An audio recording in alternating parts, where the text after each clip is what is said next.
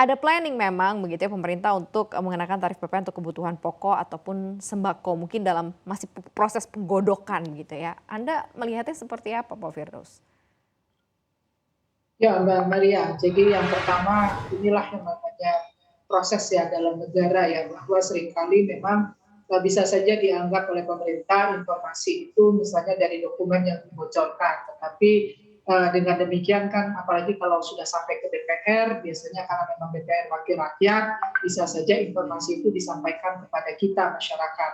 Nah, yang saya ingin respon adalah kalau misalnya itu memang menjadi rencana ya, atau tadi disebutkan sebagai suatu wacana untuk membahas ya rencana itu, tentu saja ini tidak tepat ya, karena ini bukan lagi isu ekonomi. Kalau PPN sembako itu sudah menyentuh isu keadilan ya. Kita baru Mhm. saja merayakan hari lahir Pancasila ya, Pancasila dalam tindakan, bahwa ini itu bukan lagi isu ekonomi kalau menerapkan PPN sembako. Jadi menurut saya kalaupun itu rencana, tentu ini harus sangat dipikirkan lagi apakah memang perlu kita rencanakan atau kita akan lakukan di masa yang akan datang. Kira-kira begitu Mbak Maria.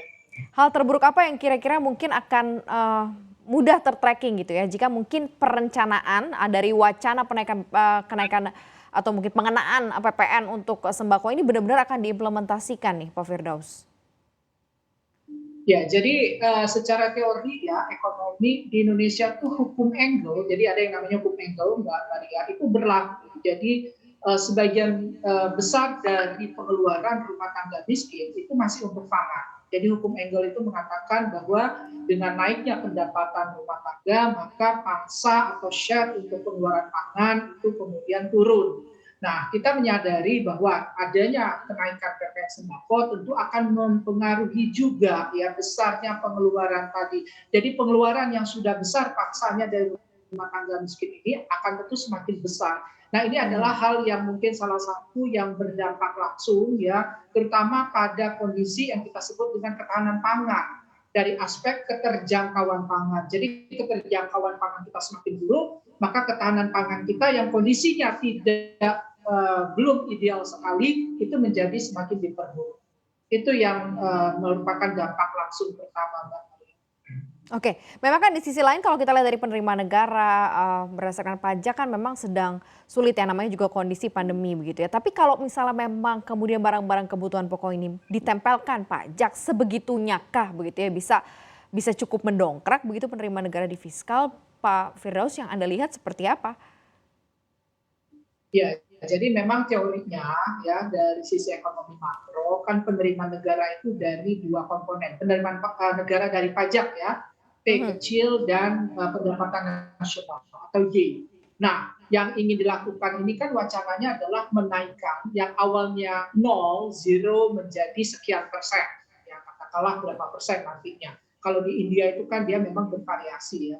Nah, Mhm. kalau Mhm. misalnya T kecil ini naik, maka nanti diharapkan penerimaan negara naik, ya karena T kali Y-nya akan semakin besar. Tetapi perlu diingat juga tadi pertanyaannya Mbak Maria, begitu ya, meskipun pertanian ini berkontribusi ya besar ya pada ekonomi kita, ya masih sekitar 13 sampai 14% pada Y, tetapi menaikkan Y T kecil tadi kita sebut tax rate begitu ya, sebagai upaya untuk meningkatkan penerimaan dari pajak ini itu bukan langkah yang tepat. Kenapa? Karena Mhm. tadi ada dampak langsung. Nah, dampak tidak langsungnya dari teori juga itu akan bisa berbalik pada penurunan Y itu sendiri. Nah, kalau ditanya berapa kontribusinya, ya sebetulnya cukup besar ya. Tadi pertanian di kita itu masih 13 sampai 14% kontribusi pada Y atau pendapatan nasional ya. Sehingga kalau kita asumsikan karena sebagian besar sembako ini yang akan diterapkan itu adalah produk-produk pangan atau pertanian, maka sebetulnya kontribusinya juga lumayan ya.